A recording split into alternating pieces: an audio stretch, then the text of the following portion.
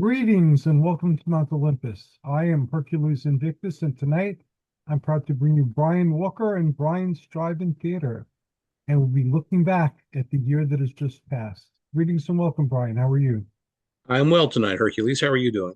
I'm doing fantastic and looking forward to your impressions of last year's offerings. Last year was a really turbulent year all around, I think. However, um, two things about film going last year. One is that Hollywood is still, or Australia, depending on who you ask, is still churning out good movies.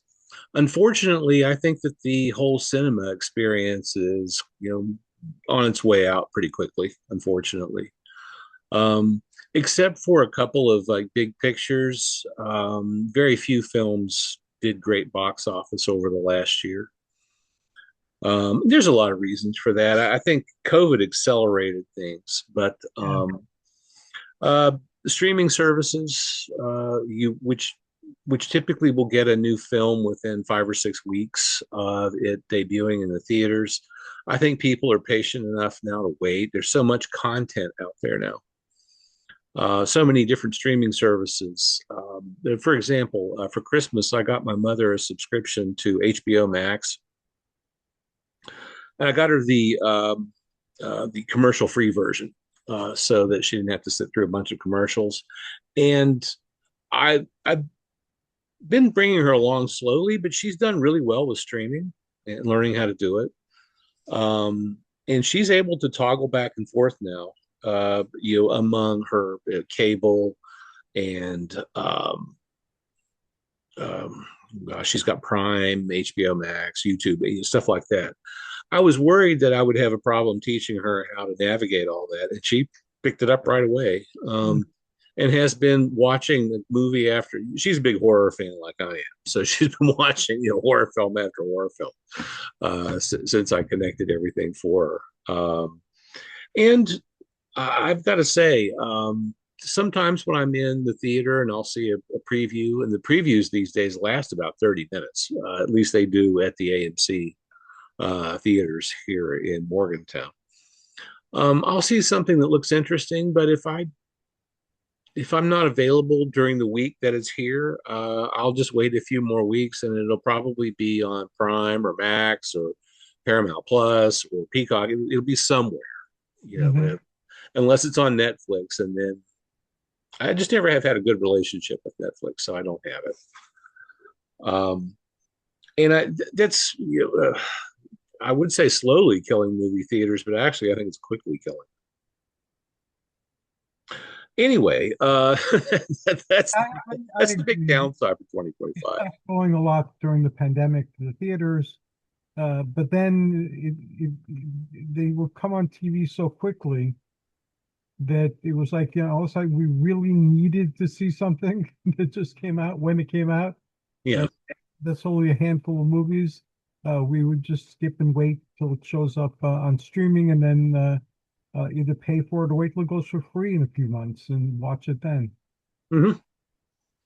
And that's what we've been doing too. But I did see a lot of movies last year, and I have to say that the majority of them fall into my decent or very good category, which is great.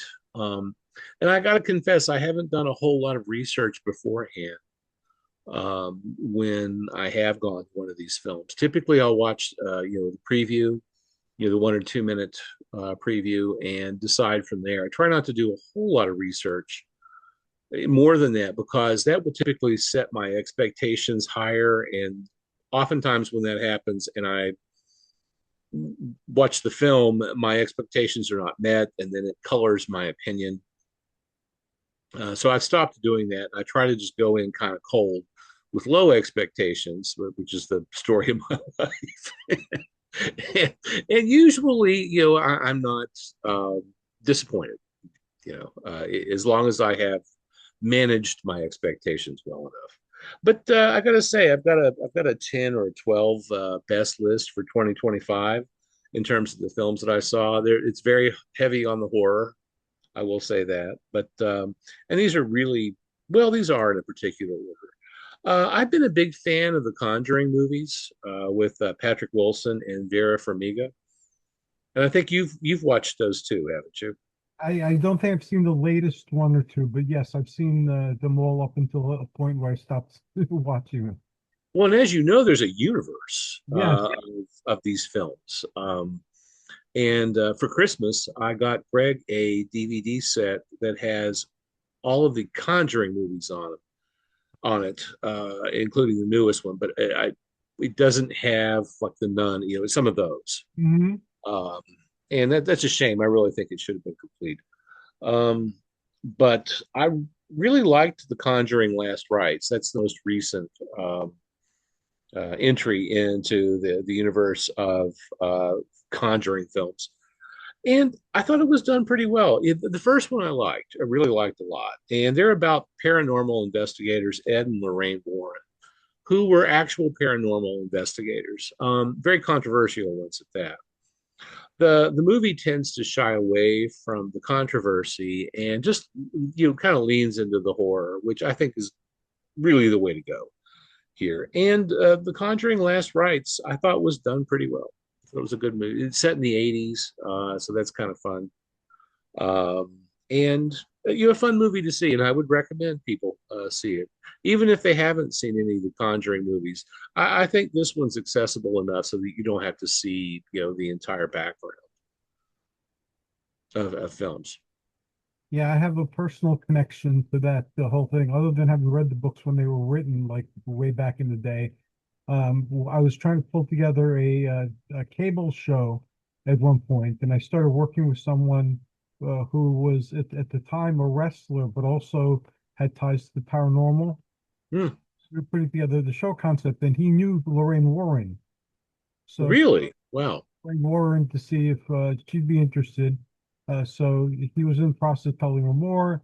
And of course, as often happens, by the time we got our act together, she was no longer with us on this Yeah, planet. yeah. Sometimes you got to move fast.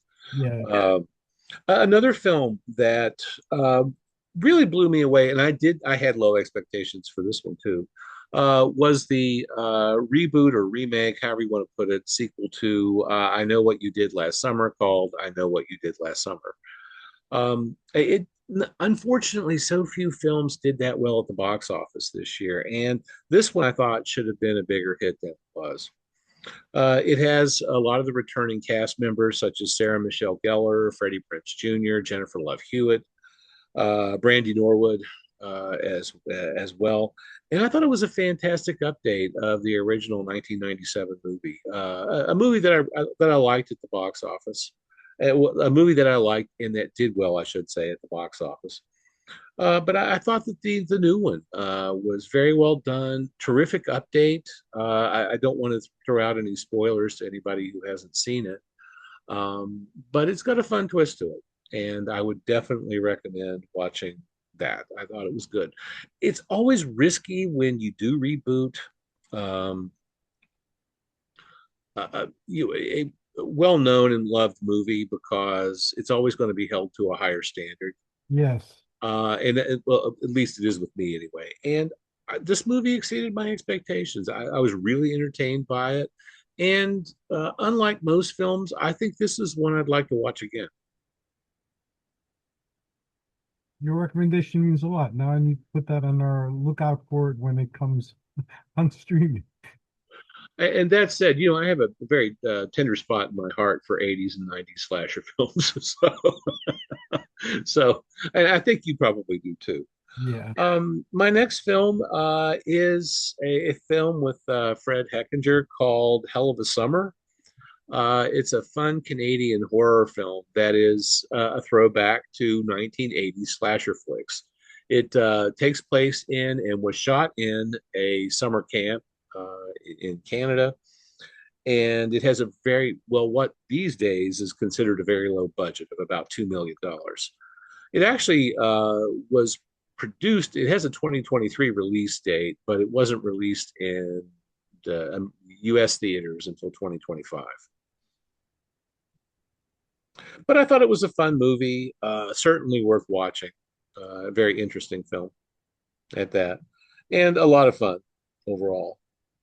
The next film is Black Phone 2. I actually hadn't seen the original movie Black Phone No, until we had the tickets to go see Black Phone 2.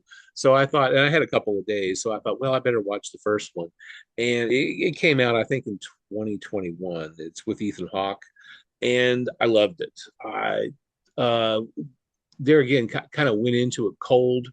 I just wanted to see the first one so that the second one might make more sense. I think I could have watched the second one without seeing the first one, but it's it is a really gruesome, creepy movie. I mean, it horror films should move you somehow. They should do something to you, and I was really impressed by Black Phone and the new one, the sequel, Black Phone 2. I thought Ethan Hawke did a great job.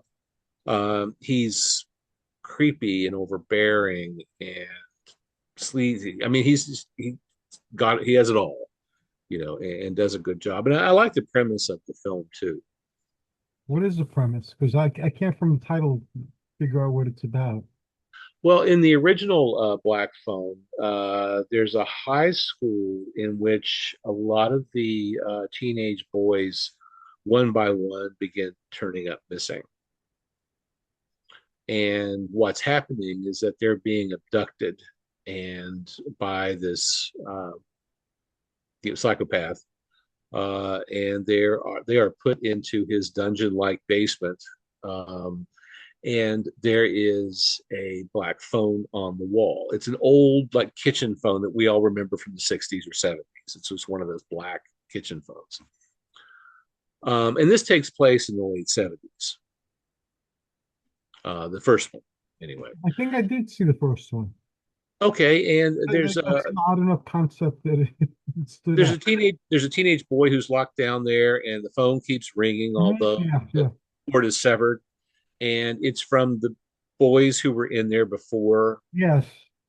Okay, I don't want to give it away. But Black Phone 2 is an update. I think it's early 80s, as I recall. So it's just a little time later, like 2 or 3 years, something of that nature. And there again, exceedingly creepy, very well done, a lot of fun. It's a good 2 hour, movie. You pop some popcorn, get a soda, and have a watch. I thought it was a lot of fun, and it's a movie that I have not watched again, but I do intend to watch it Awesome. Yes, I remember you. I believe you discussed this movie in the previous episode, again. but I remember watching it also on Tubi. I believe I saw it. Mm. And I think Black Phone 2. I do not know which streaming service it's on. I'm sure it's on one of them, but I definitely think it's one to watch. Um, Another one. Now, this is not a horror film, although it's sort of apocalyptic more than anything else. It's the Long Walk, um, and it's adapted from a Stephen King um, story. It stars Cooper Hoffman, who is the son of Philip Seymour Hoffman, and Mark Hamill. They are the two big names in the film, and it involves 50 young men who essentially are picked to join a march to death. And the sole survivor of it sort of wins a jackpot. It's kind of like a lottery. Um, wins a lot of money, but it's sponsored by the government. Um, it's very bleak, actually. I can't say that it's a lot of fun to watch. But the thing that I really appreciated about this film was how well it was made. This could have this could have been really boring, even as disgusting as some of it is, and it's not. It holds your attention from the second that the credits roll until it's over. Very well acted, well shot, And it couldn't have been easy to film some of the scenes because the walk largely occurs. I mean, a lot of it's dark. It's nighttime. There are scenes where it's raining. It's kind of hard to see. It's mostly shot out of doors. That couldn't have been easy either. Um, but the long walk, I thought got a really big thumbs up. Now, I will say this though, I'm not sure this is a movie I want to see again because it is kind of a big downer. Really? I thought it was. It's how do I put it? It's so dystopian, and especially with the political climate right now, I just found it a little heavy. For me, I think as a film, I think it's a great movie. I really do. I can't knock it for anything. The performances are fantastic. The script is really good. The cinematography is excellent. It's engrossing. Um, but it bothered me. I found it a little disturbing. It just bothered me personally. Um, and I don't think it's one I would want to watch again. However, I would recommend other people watch it. Okay. That's just my take on it. I'm glad I saw it, but I don't think I need to see it again. I think I'm good. Oddly enough, I find a lot of horror films uplifting's not the right word. What is it? Excite? I don't know how to put it. Um, Exhilarating, and maybe that's the word I'm looking for. And I, for me, this movie is The Long Walk is not an exhilarating film. It does not give me wings, so to speak. And I mean, that's not to knock it. I think it's a fantastic film, but I don't think I want to see it again. I really don't. It's a little too dystopian for me. I'm kind of a Pollyanna. I'm an optimist. With shades of pessimism, but here and there, depends on the day. But Yeah, a very good movie though, very well done. A movie that I would like to watch again but have not is Final Destination: Bloodlines. Now, I'm familiar with the Final Destination movies, and to tell you the truth, I'm thinking that Bloodlines, which is like I think the fourth one or something like that, is maybe my favorite. And I'm that's usually that's odd for me because usually for me it's the first movie that's the best and everything else is just kind of a weak sister. And I cannot say that about Final Destination: Bloodlines. I thought it was fantastic, tightly written and edited. It, some of the scenes in it really made me jump, and that's a good thing in a horror film. It had an effect. And not to give anything about this movie away, but it is brutal. And there's a lot of body horror in it too. And if you're a horror fan, but you're not into like the whole physical torture thing, this might not be the movie for you because it is pretty graphic. But I thought it was fantastic. It's also one of Tony Todd's last roles. He was an actor who passed away late 2024. Made a lot of movies, probably most famous for his film Candyman from, I Yes. believe, 1992. And Not a favorite film of mine. And I'm actually going to talk about that for a little later on.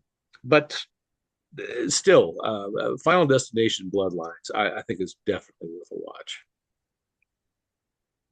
Candyman was culturally significant, in my opinion, because it talked about local folklore, Mhm. and even though the myth of the Candyman wasn't identical to, it was similar to things that were actually believed in certain New York neighborhoods. So I remember it was a really fascinating study in folklore, and they did a really great job of showing the folklore as if it was real.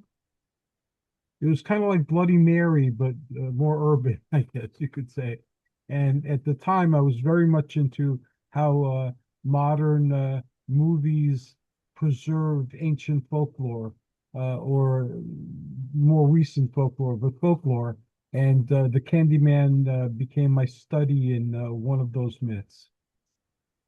Well, that brings a different perspective to it for me. I hadn't really thought about it that way.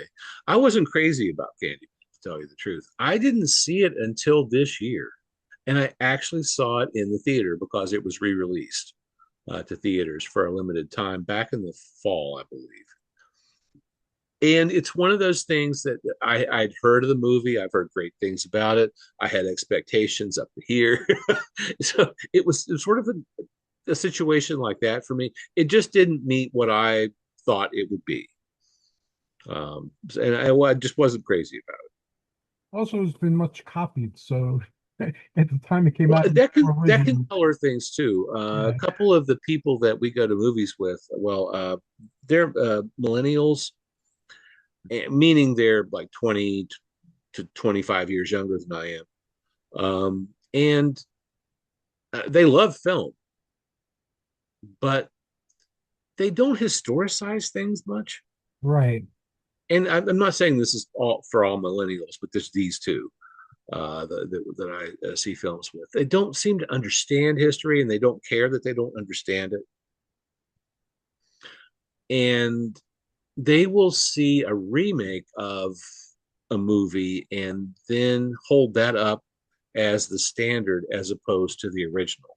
And they don't really, even if they're fans of a particular genre or a particular actor, they don't see the need to go back and revisit that actor's previous films or earlier films in that genre. And I don't Well, understand why. well, we boomers do that. Well, I'm not a boomer. I'm Gen X, first year. But I, you're not doing your research, is what I'm trying to say, by meaning them, not you. Hmm. If God, I mean, I have seen horror films from more than 100 years ago, and some of them are fantastic. Nosferatu, it was what, 1922. Hmm. The Cabinet of Dr. Caligari is what, 1919, 1920. Those are fantastic. The original Phantom of the Opera with Lon Chaney, those are fantastically horrific films. I mean, really scary. And they haven't seen any of it. I have a friend who is a big, oh God, what is her name? God, I'm just drawing a blank right now. She's Marge Gunderson in Fargo. I, She's I don't married. know She's about married that. to one of the Coen brothers. Oh, cannot remember her name. Oh, geez, she's a well-known actress too. Um, anyway, he's a, even though I can't remember her name, he's a big fan of hers. And as I find out, he hasn't seen any of her older films. But Frances McDormand, that's it too. Was I had to um, IMDb there for a second. Frances McDormand. He likes her film Three Billboards Outside of Ebbing, Missouri, or whatever it's called. Uh, a film that I haven't seen, but I've intended to for a long time. And he sings its praises and talks about what a fantastic actress she is. And I'm like, well, have you seen Blood Simple? Did you see Fargo? And every time I would mention a film, no, no, no, never heard of that. No, no. I mean, you're a fan, really? Uh, Go back and revisit some of this stuff. You'd be surprised. Some of this is wildly entertaining, way better than this crap that you're consuming right now. To each generation, they're old, their own, and I'm old. So, Well, and I'm getting there too, but and these people aren't young. They're middle aged at this point. So I'm just saying, if you consider yourself a film fan, then watch some cinema. You know what I mean? Going to see new stuff is great, but I just don't think that there's a whole lot of time left for that, to tell you the truth. And there's such a you need to, if you do like a particular genre, or like I said, a particular actor, Go back and look at their previous catalog. I mean, take a look at this stuff. Do your research. Yeah, be a fan. You know, don't just Yeah, I have a hard time with all the new generations, Generation X and millennials, and I the the lines aren't drawn inside my head. So a lot of people like today, it's your turn to quote these generational categories, and I'm not sure what they mean. They're kind of like they haven't registered inside my mind. well, working on a college campus for, oh God, almost 40 years. Jesus, I'm old. Um, we've had to get used to categorizing generations. Not that you can really generalize like that, but we do it anyway. As you know, you're a baby boomer. The baby boom was one of the lengthiest generations, roughly 1945 to 1964. It's a very long, span of time, and it just reflects on the relative prosperity of America, and especially in the days before reliable birth control, families were bigger. I don't know how many I don't know how many people you had in your family, but I was born in the mid 60s when there was reliable birth control, and I'm an only child, and a lot of the kids that I went to school with were also only children as well. So families immediately, got smaller. And I think that's Yeah. and with the boomers, you also got the me generation, um, starting in the 60s. People were more inwardly focused as opposed to outwardly focused, focused on others. They were more thinking more about themselves, and that has good and bad implications. And I think that has gotten worse with every successive generation. I think that my generation, Generation X, I'm right behind you guys. We're roughly 1965 to 1979. And we're more or less equated with a malaise, in that we're kind of sandwiched between two bigger generations in terms of numbers. Uh-huh. There was a baby bust during Gen X. And I think it's because the boomers were out taking birth control and drugs and having fun, essentially. Uh, and then when they sobered up, they started having kids. And that's where the millennials come from, starting with around 1980. And your children are probably largely millennial. Your youngest was probably Gen Z, but I don't know quite how old he is, but I would say His Generation Z. name is mid-20s. That'd be Gen Z, I Gen think. Z? Okay. Mhm. Early Gen Z. See, and I'm early Generation X, so that probably means that I've got some boomer tendencies, um, and I probably do. You know, boomers tend to like to collect the set, so to speak. If there is any kind of marketing that's aimed toward them that they enjoy or that they want to take part of, they want everyone, at least one example of every one of them. I'm very much like that. The things I collect I live with somebody like that. thoroughly. Yeah. Yes. And my mother's like that too. You can't, Every version of it needs to exist where yes. I can get my hands on it. Yeah. And I got to say, my generation is not exactly like that. And I can't say that I don't have my obsessions, but I just don't. I've never found it necessary to have like one of everything. Um, I just like what I like, I guess.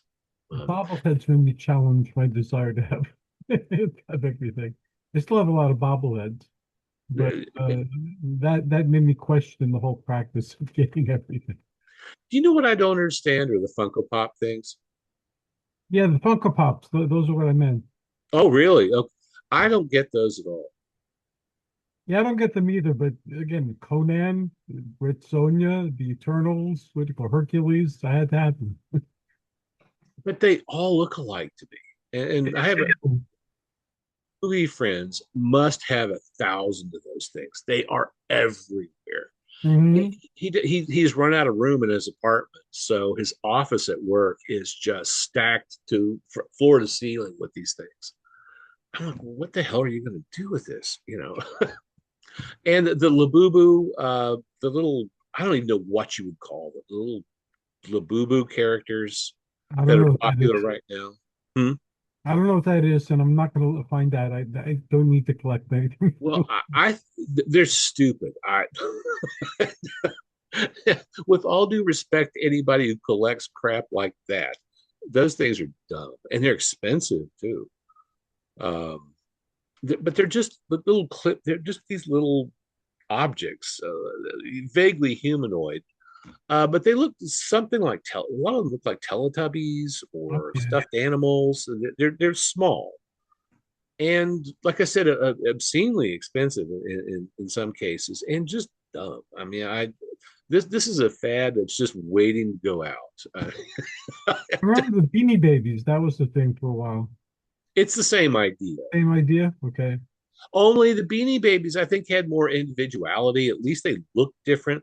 All of these Labubu things to me look the same. And I don't understand, just slight variations on the same theme. Ooh, I've got to have one of those. I want the white one and the eggshell one. I mean, what? I don't get it. Yeah, I don't get it. I'm not going to look it up because again, that's all I need to find out. They have a Conan Labubu or something like that. No, no, they haven't attached any. Well, maybe they Marketing? have.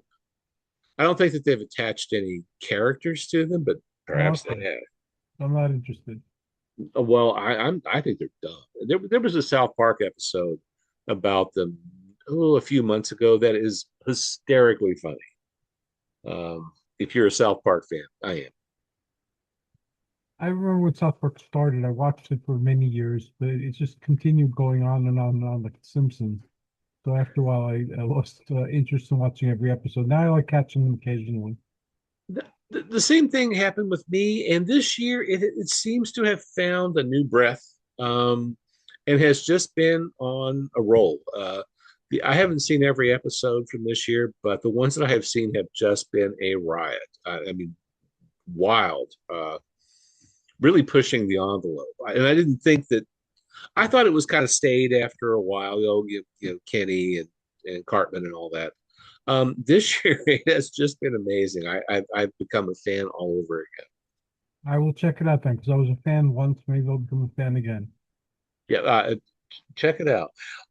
My third top horror film is one that doesn't really star anybody, because it's an Australian film or New Zealand. I can't remember.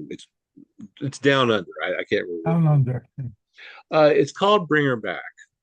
And I got it, of all the horror films that I saw over the last year, this is the one that affected me most physically. I screamed in like two or three of the scenes. We were at the theater, and I went, "Whoa!" It really had an effect on me. There's one scene in particular where I know that I jumped and screamed at the same time. And horror films that can do that to you are awesome. And it is one that I intend to watch again. I thought I loved it. And now it's gruesome, and it's it involves children, and that's a problem for me, because these children are subjected to the body horror, in the film. Now they're not the only ones, but it is largely focused on these three children, and that's really disturbing for me.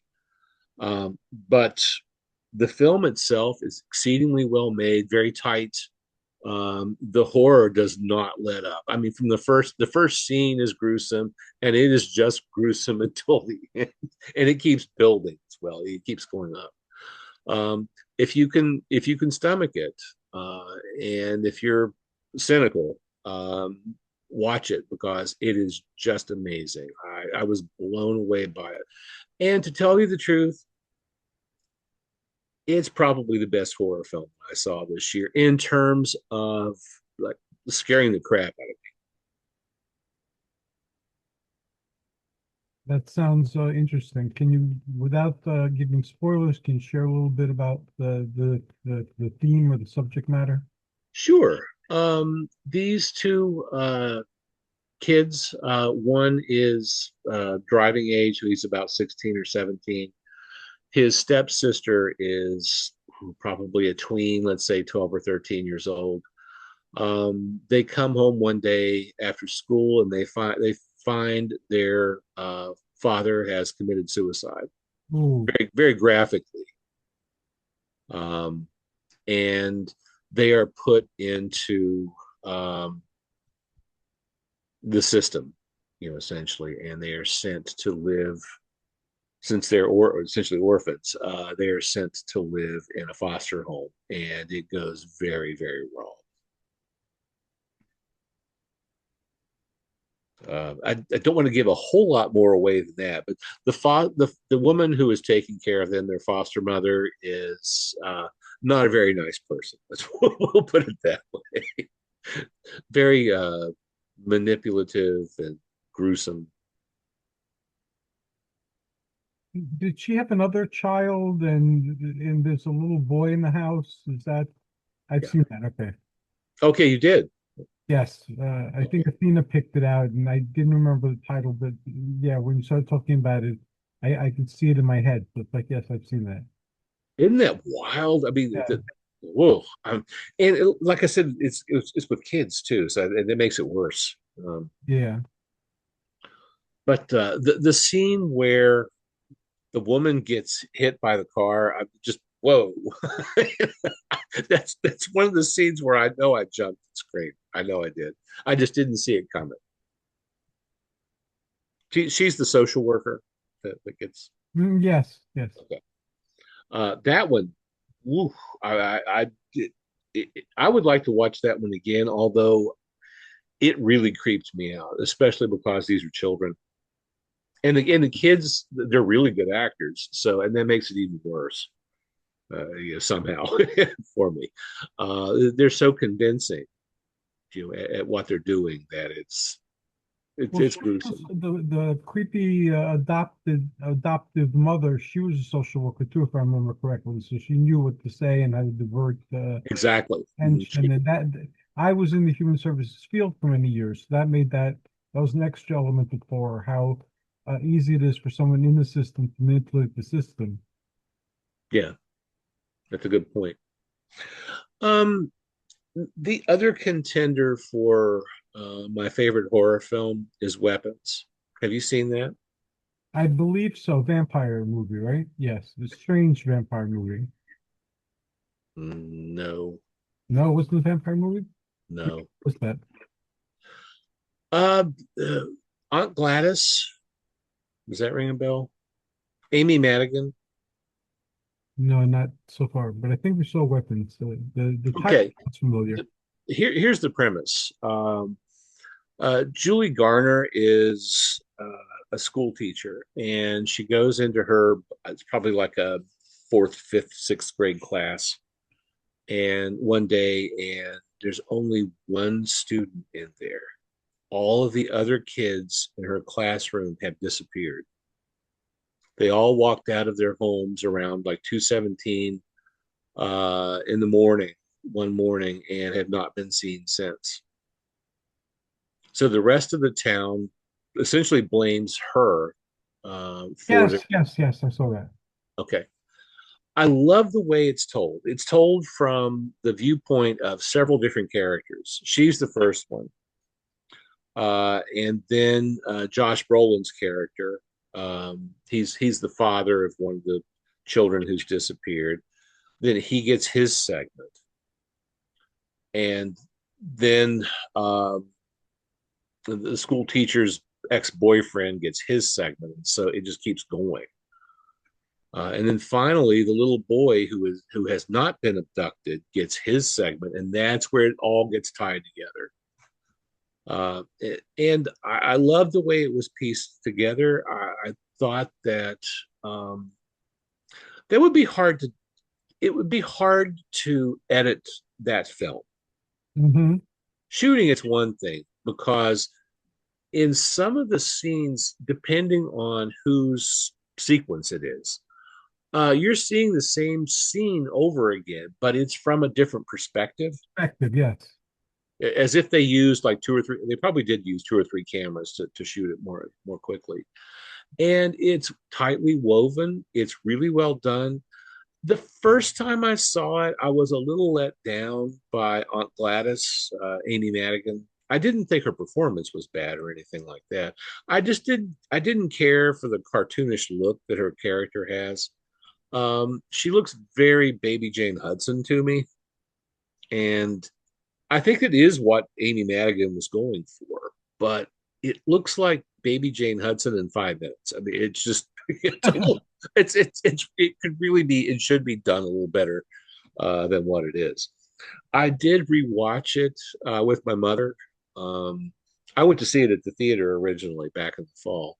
But when I got my mother connected up with HBO Max, that was one of the movies that we saw, and it actually, I actually liked it better the second time around.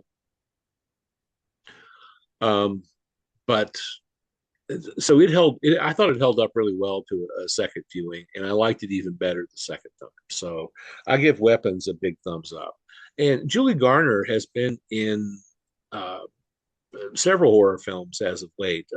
She's in one of my worst horror films of the year too, initially, and it has nothing to do with her. It's just that the other horror film that she starred in last year isn't very good. My top film, and the Golden Globes probably support me in this, is One Battle After Another. It's Tiana Taylor, Leonardo DiCaprio, Sean Penn. I don't know if I saw that one. Uh, they are Tiana Taylor is a revolutionary, and um, how do I put this? Well, she's a vigilante, essentially, and she and her group of vigilantes are trying to um, right some societal ills, but they're not going about it the right way. And she is Leonardo DiCaprio is also one of the vigilantes, but he's not a very good one. He's not really devoted to the cause like Tiana Taylor is. Um, she's very out. She's very militant and aggressive and intent on um, achieving her goal, and he's just kind of along for the ride. His character, I guess I should say. And she gets pregnant, and she also gets arrested for knocking over a bank. And there's a great early car chase scene in it, and I'm a big sucker for car chase scenes. I mean, Bullet, Seven Ups, the French Connection is a good one, and you don't see them much anymore in films. And this movie has not one but two great car chases, and the Oh, second great. one in this movie is just mind blowing. I love it, and the performances themselves are stellar. Tiana Taylor is just amazing. And Leonardo DiCaprio, I mean, he doesn't turn in bad performances, but I thought he was just particularly good in this movie. Sean Penn is this militaristic pig in this, and is fantastic at it. I would be hard pressed to say who turned in the best performance in this movie, because everybody is stellar in it. Yeah, I don't think I saw this one. It sounds like I might enjoy it though, because it's like a superhero, anti-hero type of Yes, exactly, and I think you would love it. Quite honestly, I think it's a fantastic film. Easily easily the best overall, the best film that I saw this year.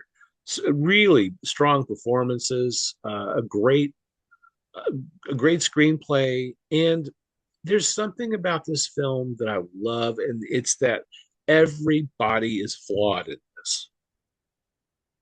Everyone. You might pick sides in this movie, but no side really comes out on top. These people are all flawed. And I like that. And Leonardo DiCaprio's character is, I think, probably the best human being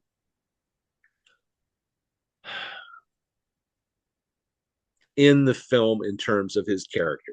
And he's got huge flaws too in the movie, but I think that his um, intentions are probably the purest in it.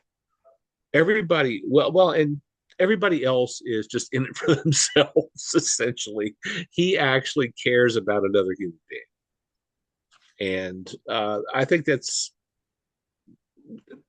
there's a lot of layers to this film, and I would definitely watch one battle after another.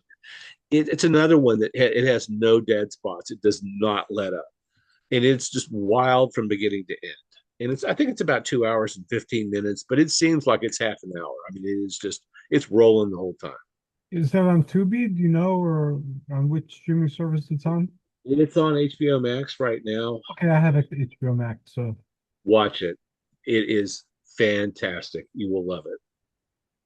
I mean, I cannot recommend this movie highly enough. And it picked up a lot of people from both sides were trying to politicize it. And yes, I suppose you could do that. But when you watch it, at least from my two, three viewings of it at this point, um, neither side, neither side's perfect. right. I do think one side's worse than the other, but neither side's perfect. These are not perfect people. I don't really see. I don't really see where that whole ideology is coming from. And I just think it's a great film to watch. It's super entertaining, and it does make you think, as it should. Yes, movies should. That I agree with. Okay, those are my top top movies. Just as a brief mention, I saw a couple of documentaries this year. They were both released to not released in theaters, I should say. The first one was My Mom Jane, which was the Mariska Hargitay documentary that she made about her mother, Jane Mansfield, which I thought was exceedingly well done, very touching. It humanized her mother, who was kind of often seen or portrayed as almost a cartoon character at times. And a lot of that was just her trying to become famous, and then trying to respond to what audiences wanted from her. Um, but I thought that that documentary was very well done. And I liked Pee Wee as himself, which is about Paul Rubens.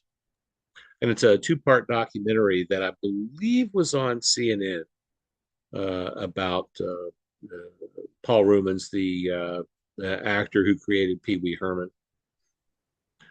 And uh, that one's, I think, about like 3.5 hours or so. That seems like a lot of time.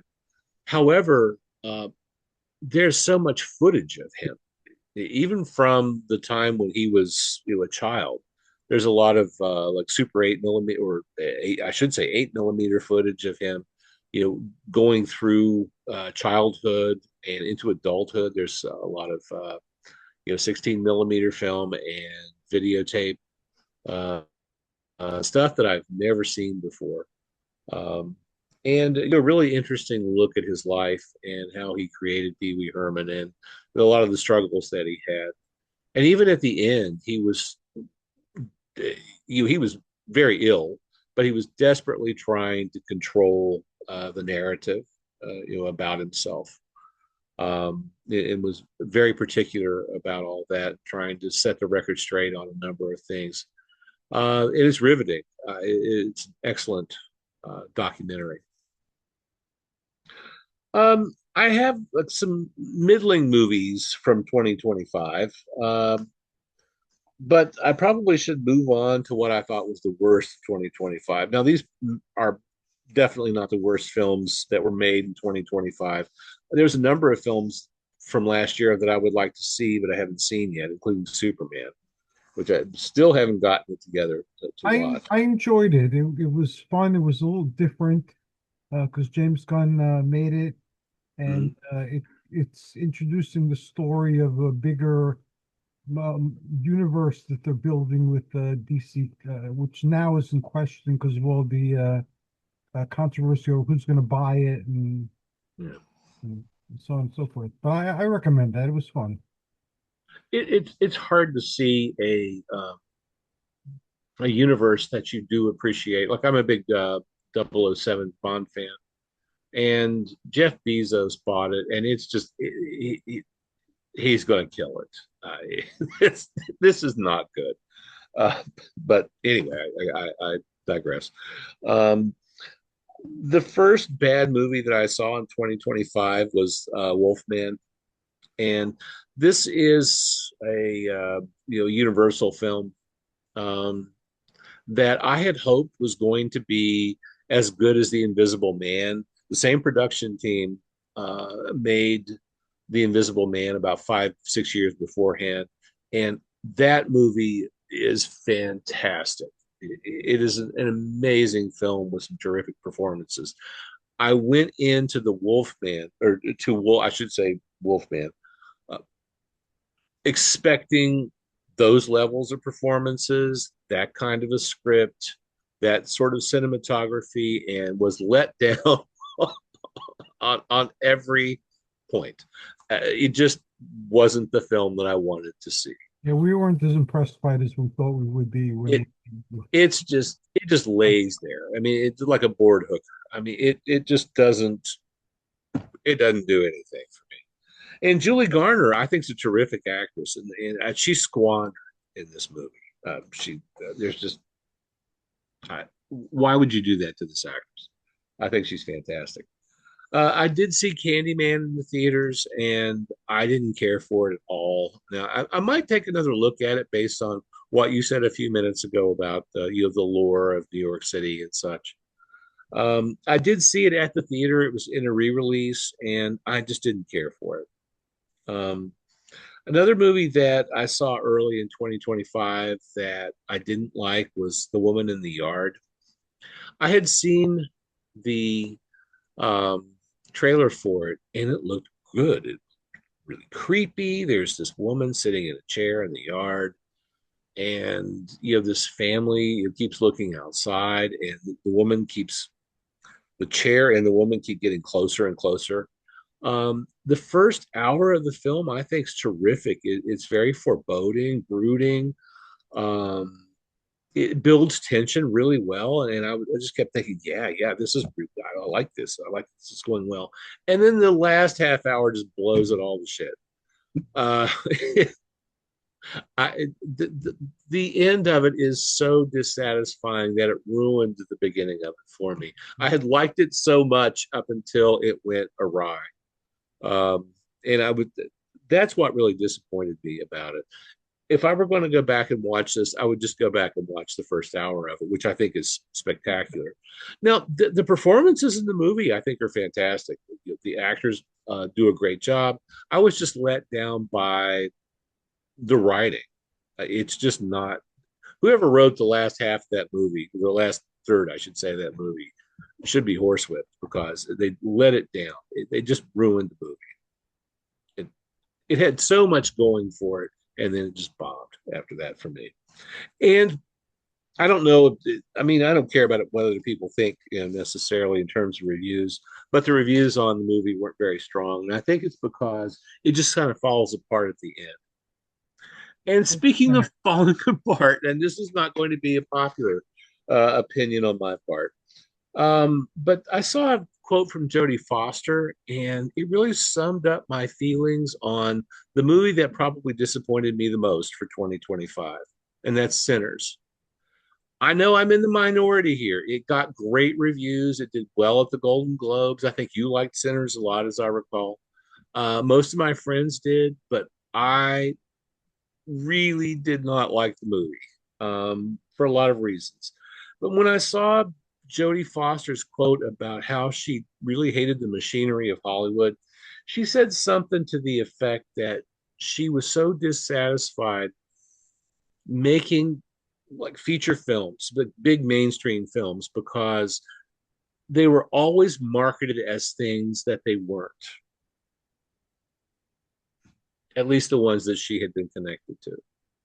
And that is exactly my problem with Sinners. When I saw the trailer for Sinners, and I saw it like 2 or 3 times in the theater before it came out, I was really excited about seeing it because it looked great. It looked super creepy. And then, so I'm expecting this horror film when I walk in to see Sinners, and then 2 hours later, I ain't seeing any horror. It just, it just, it just, it just seemed to me like they had taken a movie that they didn't know what to do with in terms of marketing, and then inserted some horror in it, Yeah, let's but make it a vampire not movie. enough. Hmm? Yeah, let's make it a vampire movie. Well, and Let's do that's what Dusk they Till did to Dawn. the end of it. Yeah. And the end of it I like, but I was so pissed by the time we got to the end of it that I didn't really enjoy it all that much. And there's no foreboding in it. I mean, there's one scene in roughly the middle of the movie where the vampirism gets rolling, I suppose, but it's not connected to anything. And there are so many red herrings in this movie. Smoke and Stack are uh, alluded to be have been part of Al Capone's gang at one point. Uh-huh. That's a plot point that they could have done something with. Maybe the vampirism came through there. That would have been pretty wild if it had come through Al Capone's Yeah. gang or something like that, right? Nah, we just threw that out there for the hell of it, and that plot point just gets dropped. Eh, nothing happens with it. Yeah, Then, I enjoyed it for what it tried to do, but sorry. But I too was bothered by some of the disjointed nature of the movie. It didn't quite come together. You know, it wasn't edited in such a way where it built up no, to something. not at all. Um, then we get a plot point where there's I can't remember if it's Smoke or Stack, but one of them has been in a relationship with a voodoo priestess. They've had a child, but sadly that their daughter has died. Okay, there's a sequence in the movie about all that. So I'm thinking, okay, well, bring in the voodoo here. I could see where that and vampirism you could coexist pretty easily. And then perhaps maybe the baby died because of vampire or the voodoo or something like that. Nah, we just put that in there for the hell of it. It just isn't connected to anything. It's like, why is this here? This is just crap. Somebody on the team was saying, "Let's subvert their expectations."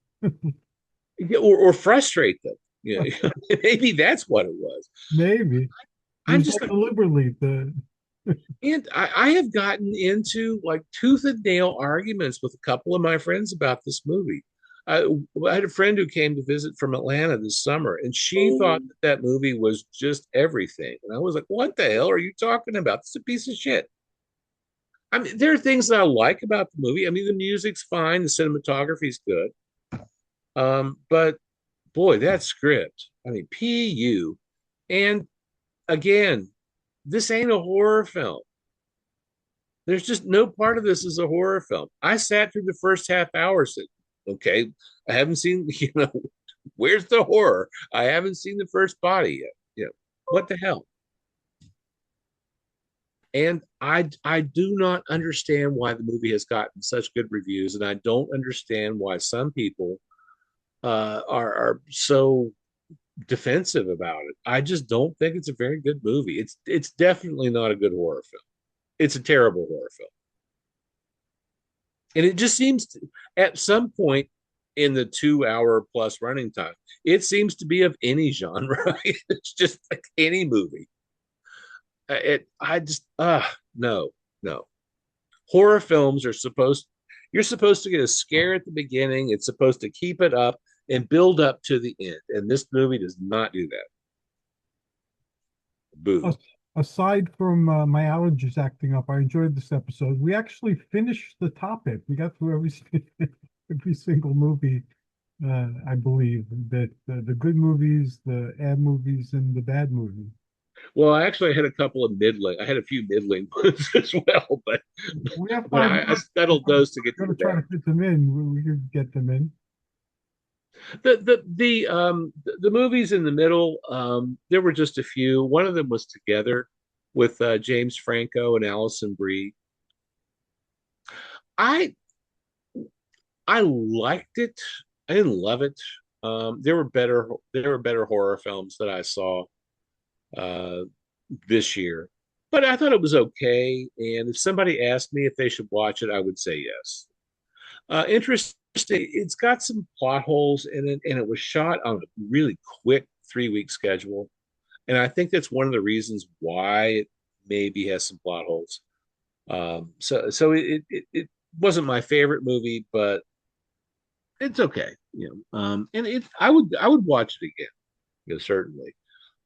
28 years later, I almost put this on my um no list, on my bad list, but I pulled it out of there because it's not a bad movie. It's just not what I had expected. I saw the other 28, days, years, Days, whatever, years, yeah. movies, and this one just wasn't what I was expecting. It went in an entirely different direction, and it's kind of boring in spots. There's some spots where it just isn't, nothing's happening, and there's a new one coming out here like any day now. I think it's called the Boneyard or the Bone Collector or something like that. But I'm not interested in seeing it because I didn't like 28 Years Later. It will be Um, streaming before you know it. So if you're curious at all, you can catch it I in a very mean, short period of it's time. it's exceedingly well acted. It's beautifully shot. Um, I just didn't like the plot, and I didn't like the pacing of the film. It's just, it's okay, but it's not good.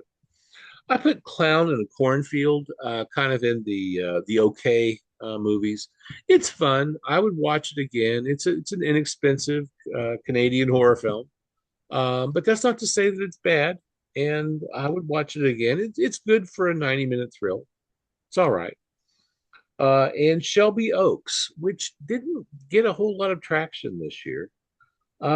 Shelby Oaks was the first fully feature by a YouTube content creator named Chris Stuckman. He's produced a lot of short films that he's released on YouTube, and this was his first movie. And he shot it. It's set in, and he shot it in and around Ohio, and it has some genuine scares. And a lot of people have compared it to Blair Witch Project, and just between you and me, I think it's better than Blair Witch.